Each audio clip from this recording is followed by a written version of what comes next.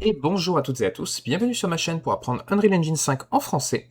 Aujourd'hui, on se retrouve pour continuer notre série sur la création d'un jeu de combat au tour par tour, inspiré de Clair Obscur Expedition 33. Alors, dans cet épisode, on va faire 2-3 petits correctifs que j'ai un petit peu oubliés dans les épisodes précédents. Vous vous en êtes certainement rendu compte puisque vous avez sans doute les problèmes que je vais vous présenter là.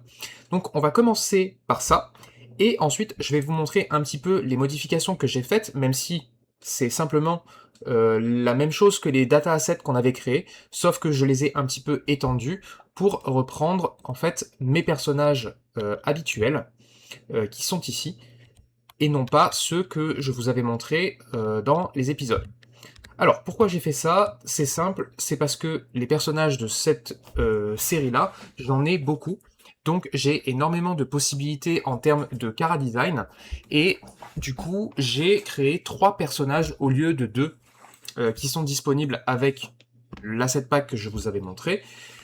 Vous, si vous voulez, vous pouvez vous contenter des 2, ça changera rien, parce que en fait, globalement, c'est juste que j'ai un peu plus de fonctions, puisque j'ai une pour toutes les parties du corps, puisqu'il y en a beaucoup plus. J'ai tout ce qui concerne la partie pilosité, donc les cheveux, les sourcils, la barbe, la moustache, etc. Et après, pour le reste, c'est exactement ce qu'on avait. Donc voilà. Bien, et bien si c'est bon pour vous, on attaque tout de suite, et on commence par les petites modifications à faire pour que tout roule. C'est parti. Ok. Alors, la première modification à faire, il va falloir venir dans Content, Core UI, dans Free Roam, et vous allez ouvrir le W Free Roam, main, pardon. Sur ce widget, donc si vous vous rappelez bien, ça c'est le widget quand on rentre en jeu et qu'on est dans le monde, vous savez, en mode libre. Je suppose que ceux qui ont testé le jeu, vous vous êtes certainement rendu compte que, pour le moment, quand on lance en l'état, eh ben, on a un problème de taille, c'est que la caméra ne fonctionne pas. Eh bien, en fait, c'est parce que dans ce widget, vous devez cliquer ici sur le W-FreeRoam main, donc la racine de ce widget, et dans les options ici, vous allez devoir descendre, et vous allez avoir ici Input Mapping. Eh bien, ici, vous allez devoir mettre votre IMC default. Alors, surtout, si vous passez la souris au-dessus, vous voyez en bas dans l'infobulle Path Game Polyart. Donc ça, c'est celui qui vient avec le pack que j'ai utilisé dans les premiers épisodes. Ça, c'est celui que j'ai créé. Game Core Player Input. Donc c'est celui-là qu'il vous faut. Vous pouvez donc le renseigner ici, et en fait, ça va indiquer à Common UI que quand vous êtes sur ce widget, eh bien, il doit utiliser uniquement les inputs qui sont inclus dans cet IMC. Et le plus important, c'est l'autre option qui est ici dans Activation. Vous, normalement, vous avez cette case à cocher là, Support Activation Focus, qui doit être activée. Eh bien, en fait, il faut la décocher. Pourquoi? Parce qu'en fait, il faut savoir que Common UI, quand vous avez un Common Activatable Widget qui a cette case cochée, eh bien, il faut savoir que automatiquement, quand il est activé, eh bien, il prend le focus de la souris. Ce qui est un problème, puisque quand on est dans le monde free roam, on ne veut pas que le widget prenne le focus de la souris. On veut pouvoir bouger notre caméra normalement. Donc pour ça, eh bien, il suffit de décocher cette case, et ensuite vous compilez, vous sauvegardez, et vous allez voir qu'à partir de maintenant, si je fais play, je peux bouger ma caméra sans aucun problème. Ok? Maintenant, l'autre point, c'est que vous voyez que moi, je peux bouger ma caméra comme ça, et mon personnage bouge. Vous, à mon avis, eh ben c'est pas comme ça que ça marche. C'est parce qu'en fait, il faut savoir qu'il y a eu une mise à jour sur le plugin Gameplay Camera, et on va devoir faire 2-3 petites modifications qui vont faire que vous allez avoir une caméra quasi identique à la mienne. La première chose, c'est venir dans Content Core Gameplay Cameras, et vous allez ouvrir le CR Free Roam, donc notre caméra. Normalement, vous, dans votre séquence, vous en avez 4.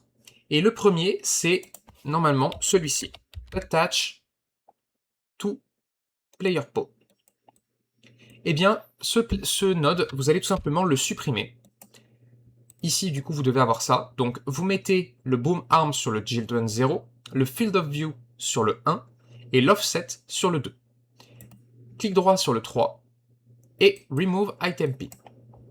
Ça, c'est la première chose à faire. La deuxième chose à faire, j'ai légèrement modifié les paramètres de l'Input Axis Binding, puisque du coup, ils ont été corrigés. Maintenant, il vous suffit de mettre l'Eye et Look ici. Ça, normalement, vous l'avez puisqu'on l'avait fait précédemment. Par contre, au niveau des multipliers, j'ai testé les valeurs et je vous recommande de mettre 100 et 100. Vous devriez avoir un truc comme 1 ou 10. Eh bien, il faut mettre 100 et 100. Le clamp, on l'avait déjà mis, donc on ne va pas y toucher. Le revert axis, axis Y, normalement, vous l'avez également. Et au niveau du speed, on l'avait légèrement augmenté pour essayer de compenser dans les épisodes précédents. Eh bien, vous allez les réinitialiser à 1, puisqu'en fait, le multiplier à 100 suffit largement à avoir quelque chose de propre. Ok, donc ça, c'était le premier point à régler pour avoir une caméra fluide. Ça se passe uniquement au niveau de notre CR FreeRoam. Maintenant, vous allez venir dans votre BP Character Base et vous allez cliquer sur le Gameplay Caméra ici. Donc ça, c'est la caméra elle-même hein, qui se trouve derrière le joueur, c'est elle. Et dans les options ici, vous avez normalement cette option-là, Set Control Rotation When View Target, qui doit être décochée. Eh bien, il faut la cocher. Parce qu'en fait, comme c'est spécifié dans l'infobulle, eh bien, c'est en gros, cette case, elle transmet la rotation de la caméra au joueur. Et comme nous, dans notre fonction de move, si je vous la ressors, vous allez comprendre, dans movement, move, vous voyez que nous, ici, on utilise le get control rotation du pawn. Sauf que, quand on tourne la caméra, comme le pawn a une rotation qui est modifiée en fonction de ça, eh bien, si on ne la transmet jamais, ce node, eh bien, il a toujours la même. Ce qui cause des erreurs. Donc, hop, vous revenez ici, et vous cochez Set Control Rotation When View Target. Et la deuxième chose, c'est ici dans Auto Activate for Player, normalement, vous devez être en Disabled. Eh bien, vous passez tout simplement en Player 0. Et vous vérifiez bien d'être bien en Auto Activate. Du coup, ce qui va se passer, c'est que dès que le pawn va s'initialiser, automatiquement, la caméra va se calquer sur le Player Controller 0, donc le nôtre. Puisqu'on est dans un jeu solo, c'est forcément le Player Controller 0 qui va contrôler notre personnage. Du coup, la caméra va automatiquement se synchroniser avec le Player Character, avec le Player Controller, pardon, et donc, quand un signal de une modification va être appliquée sur la rotation ou l'inclinaison au bas, eh bien, ce sera transmis automatiquement par la caméra au contrôleur et synchronisé avec le move. Du coup, avec ça, vous devriez normalement avoir maintenant une caméra qui ressemble à celle-ci. Et vous pouvez vous déplacer tout ce qu'il y a de plus normalement. Vous pouvez tourner autour de votre personnage, il n'y a pas de souci. Mais quoi qu'il arrive, il avancera toujours face à là où la caméra regarde. Et maintenant, on a un contrôle très fluide de nos caractères. Je profite pour vous montrer que du coup, j'ai modifié tous mes personnages, moi. Donc le 1, le 2 et le 3. Donc ce sont mes 3 personnages. Pour ça, j'ai simplement dans mon player character, je vais fermer tout ça, j'ai simplement ajouté une ligne ici, sur le numpad 3, avec apply character, et simplement dans mon tableau de caractère, j'ai ajouté James, Flora et Carla. C'est la mage qui est en dernière position. Du coup, quand j'appuie sur 3, eh bien ça va simplement chercher le personnage à l'index 2, donc le troisième index du tableau caractère, qui est donc Carla, et ça applique ces informations. Donc voilà. Bien. Les correctifs ayant été appliqués, je vous propose maintenant qu'on passe au contenu de cette vidéo. C'est parti. Ok. Donc, dans cette vidéo, on va compléter le widget de détail qui s'affiche, et on va ajouter les portraits de nos personnages. Donc pour ça, on va déjà venir dans Content, Core, Gameplay, Data, Data Asset, Players, et on va ouvrir Gems pour commencer. Il y avait ces deux éléments-là, Character Battle Portrait et Character Room Portrait. Donc dans l'épisode précédent, je vous ai mis le lien avec toutes les ressources pour les ressources graphiques que j'utilise dans ce projet. Vous pouvez soit les réutiliser, soit créer les vôtres. Mais à l'intérieur, vous allez trouver, du coup, pour ceux qui utilisent le pack, Core, UI, Art, vous allez trouver ici... alors non. J'ai pas tout sorti. 2 petites secondes. Ah, si je me trompe de dossier. Alors, dans le dossier, ici, vous allez avoir donc les portraits qui sont là, ce sont ceux du free roam, donc c'est ceux qu'on va utiliser ici, mais vous pouvez également ramener ces trois-là. 1, 2 et 3. On va venir dans Asset Action, Edit Selection in Property Matrix, et ici, on va tout simplement les passer en Uncompressed et UI. Voilà. Du coup, maintenant, pour James, en Battle Portrait, eh bien, c'est James Background. Et pour le Free Roam, c'est celui-ci. Donc les hexagones, ce sont les Free Roam. Les rectangulaires, ce sont les backgrounds de combat, qu'on utilisera plus tard. Je vais également faire ceux de Flora, Battle et Flora. Ok. Et enfin, on va faire la même chose pour Carla. Hop. Et hop. Ok. Bien. Maintenant, on va revenir dans notre Content Core UI Free Roam et vous allez ouvrir le W Free Roam Details, donc qui, je le rappelle, ressemble à ceci quand il est ouvert. Dans ce... sur ce widget, on avait posé cette vertical box Character Portrait qui se trouve ici à droite. Vous allez venir dans le graphe et ici, on va faire deux choses. Déjà, on va supprimer tout ça, puisque sur les Common Activatable Widget, on utilise d'autres fonctions. Et la première s'appelle Event on Activated. Donc cet event-là, je rappelle, dans Common UI, il est appelé chaque fois qu'un widget est push dans une stack. Et ici, ce qu'on va faire, c'est qu'on va déjà commencer par sécuriser le fait qu'on ne veut pas de capture de souris. Donc pour ça, eh bien, on va faire get owning player.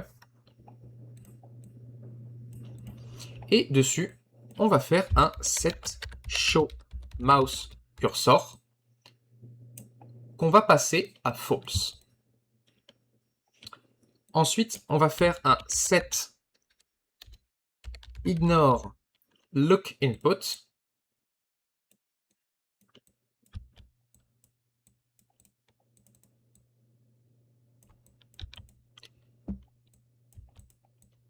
On va s'écarter un petit peu comme ça. Et ici, on va valider l'ignore.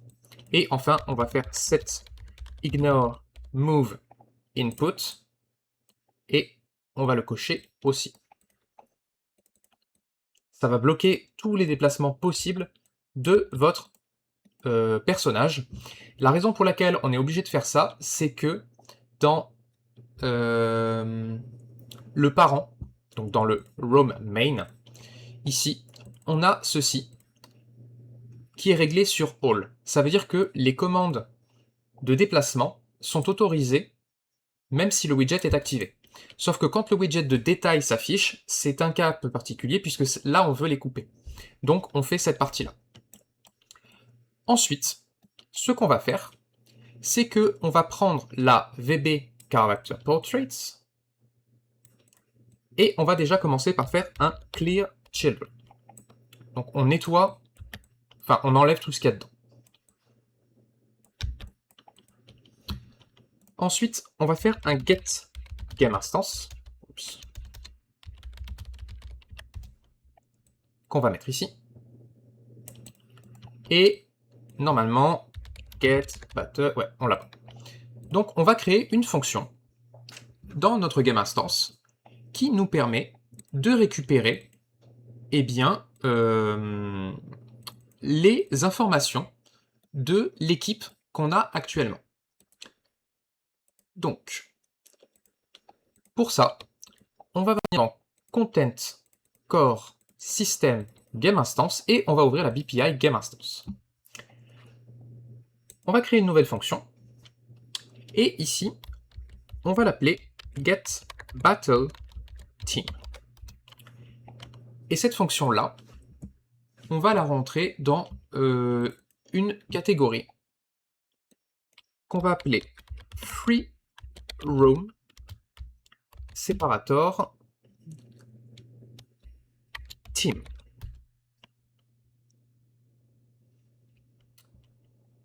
On va en profiter pour en ajouter une autre qui s'appelle Get Full Player Team. Une autre qui va s'appeler Set Current Free Roam Index. Et une autre quasi identique, sauf qu'au lieu que ce soit un set, c'est un get. Donc set current free roam index et get current free roam index. Ok. Alors, pour get battle team,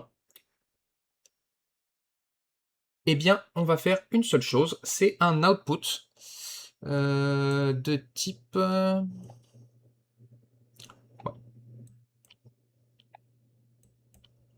Alors, on va l'appeler battle player team.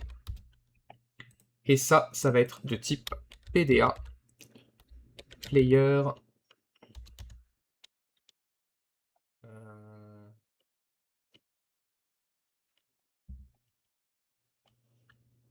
Alors, attendez. Je vérifie juste un truc, puisque je les avais nommés différemment dans mon ancien projet.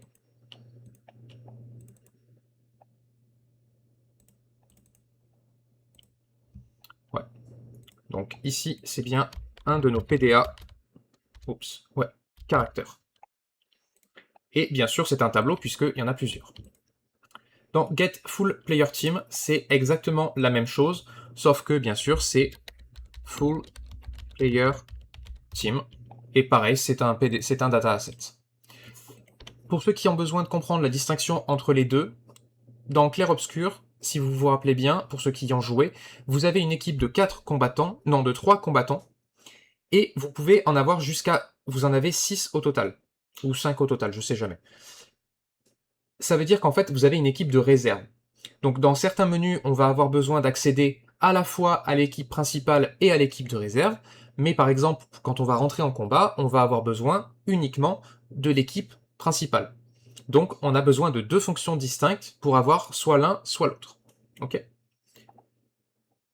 Pour le set current free roam index, eh bien c'est facile, un input new free roam index, et ça c'est un integer en single. Et bien sûr, un output success pour passer en fonction. Pour le cas du get, c'est l'inverse.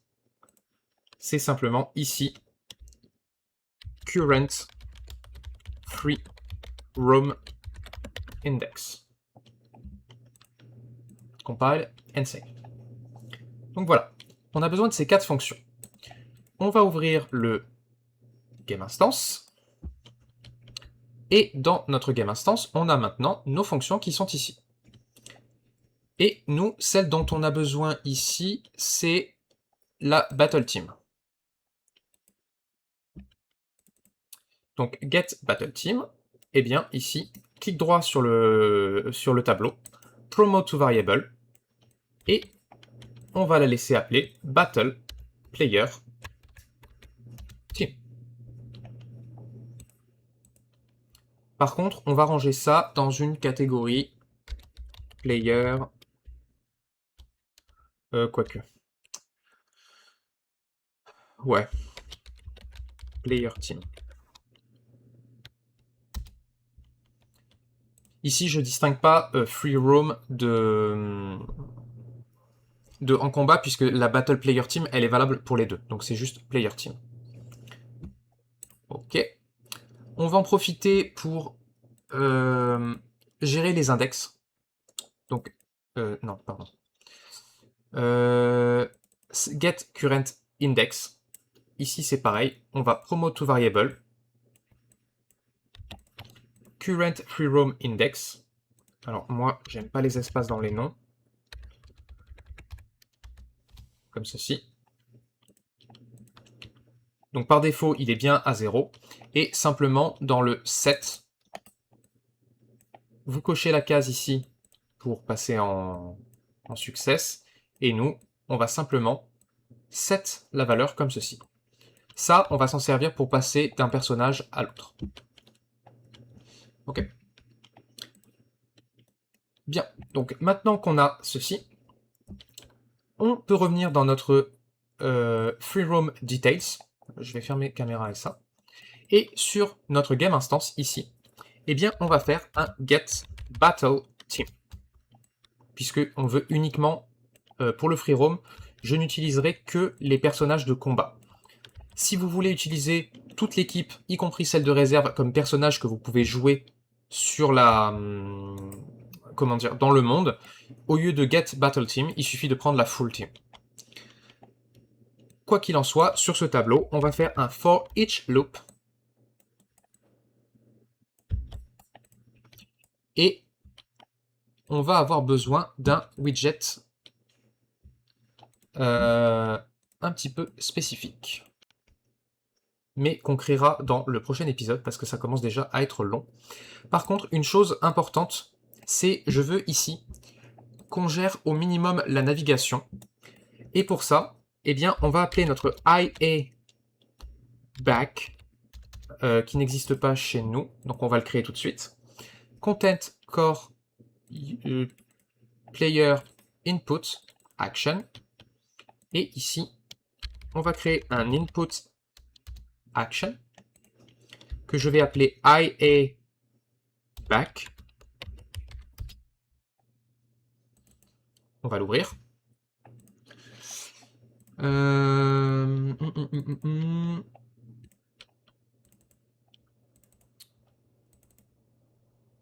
Alors, le IA back, je vérifie juste une chose.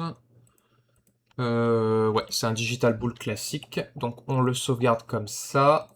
Et du coup, on revient maintenant sur l'IMC default. Et qu'est-ce que j'ai mis pour le back? Ouais. Donc, hop. IA back. Et en fait, c'est la même chose qu'ici, c'est toujours le backspace.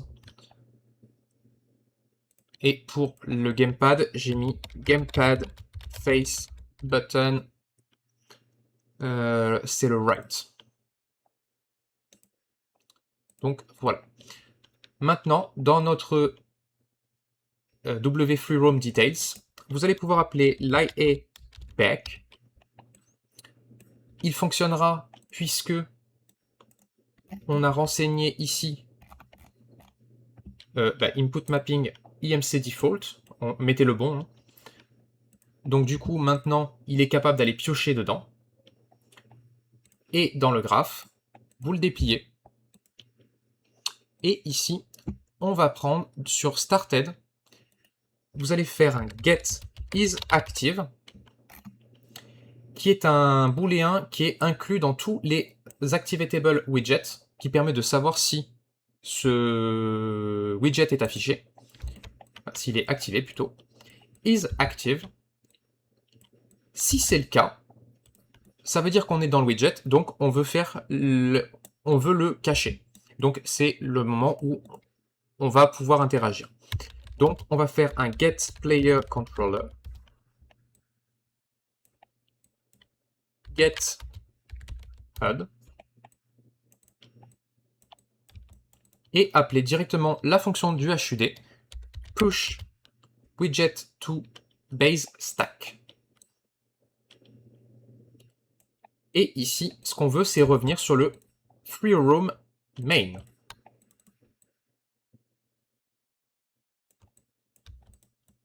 Et pour être sûr, deactivate widget.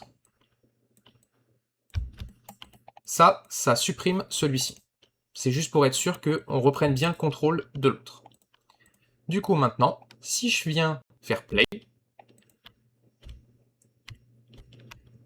et que j'avance, j'ouvre mon panneau. Alors, pourquoi mon iAback ne fonctionne pas? Qu'est-ce que j'ai zappé?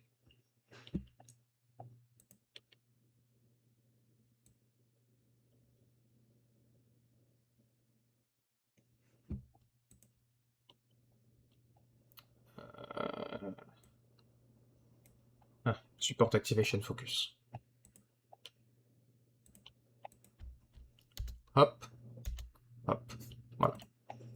Là aussi, vous devez retirer le focus. J'appuie sur Help, je ne peux pas bouger. C'est pour ça qu'on a sécurisé. Je refais Backspace, je récupère mes commandes caméra et mouvement. Donc voilà, avec ça, on a déjà cette partie du HUD FreeRoam qui fonctionne. Dans le prochain épisode, je vous propose du coup qu'on ajoute les portraits des personnages qui sont donc jouables dans le monde ouvert, avec leur santé qui s'affichera, et surtout de pouvoir passer de l'un à l'autre avec une fonction un peu plus propre que simplement ces commandes toutes pourries qui sont ici et qui sont absolument pas recommandées, hein, c'est du debug. Bien, et bien écoutez, j'espère que cette vidéo vous aura plu. Si c'est le cas, n'hésitez pas à mettre un like, lâcher un commentaire, vous abonner à la chaîne, et on se retrouve très vite pour une prochaine vidéo. Ciao ciao.